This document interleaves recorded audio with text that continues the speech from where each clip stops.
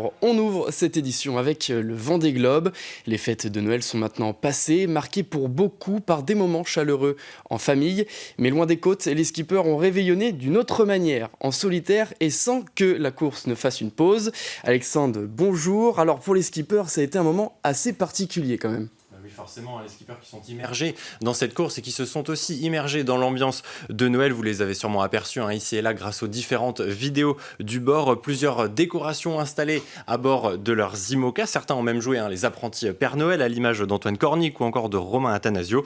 Et forcément, qui dit Noël dit aussi un repas un peu spécial, loin des plats lyophilisés qui est le régime quotidien des skippers en course. Et puis enfin, le clou du spectacle, bien sûr, l'ouverture des cadeaux, des chocolats, des pulls de Noël. Les skippers ont été bien gâtés. L'un des plus chanceux, c'est peut-être Benjamin Ferré. Il a reçu un message d'un certain Zinedine Zidane. Regardez. Courage, voilà. Je sais que tu vas être tout seul, tu vas être au milieu de l'océan, mais en tous les cas on pense à toi, et courage, à bientôt, joyeux Noël.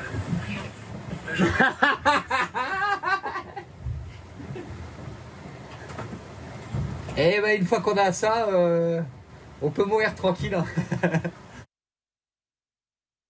Mais alors Noël maintenant c'est passé et la course elle continue. Mais oui, mardi 24 décembre, nous vous parlions du franchissement du Cap Horn par Johan Richomme, suivi 9 minutes et 30 secondes plus loin par Charlie Dalin. Et bien tous les deux poursuivent leur sans faute et continuent de longer la zone des glaces. Le duo a perdu de la vitesse ces dernières heures à cause d'un anticyclone.